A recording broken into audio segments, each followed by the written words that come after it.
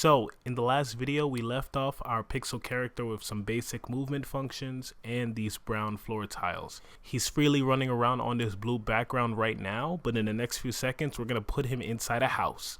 We have to build it first. And why is he inside a house, you say? Because this is quarantine game. Let's get right to it. So I spent the last few days drawing up a bunch of assets that were gonna be important to quarantine game. Some toilet paper, a door, I even built a boombox, and we also need a clock. And now look at Q-Boy's new home, a place he's going to spend the entirety of his existence in this new mobile app I'm making for Android and iOS phones. A mobile app, you say? Well, there seems to be a few problems with that right now because I'm still using the keyboard keys and the space button for movement. So we're gonna add mobile support with this jump button, as well as adding a visual joystick on the screen for you to move your character around.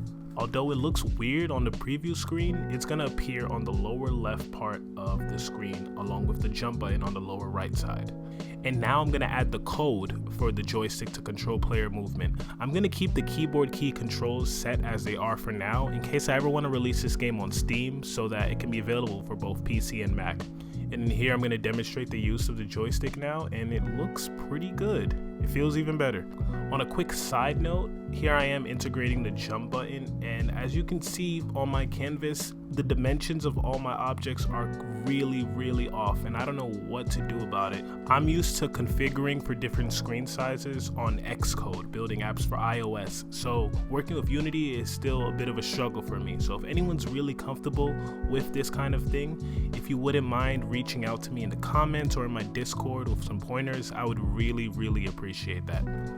Next thing we're gonna do is add support for jumping in code. And speaking of my Discord, I want to give a quick shout out to Coder Husk, who watched my last video and gave me a really helpful tip on improving my jump animation. And there, Q-Boy now jumps when I click the jump button. And now we can finally test to see how this all works on an actual iOS device. Unity has built-in support for building to a bunch of different platforms, so after reading a tutorial for 5 minutes, I figured it out for my case.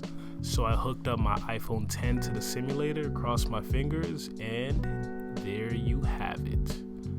It looks kind of weird. The dimensions, as I mentioned, are still kind of off, but it feels pretty nice and it almost looks like an actual mobile game. I think we're making pretty decent progress here. So for the next video, I think I'm gonna add more to the house, give you a bit more of an area to explore in, as well as establish the main objective of this game. As always, if you like this content, not only liking and subscribing means so much to me. Thank you for 800 subscribers. Still think that's wild.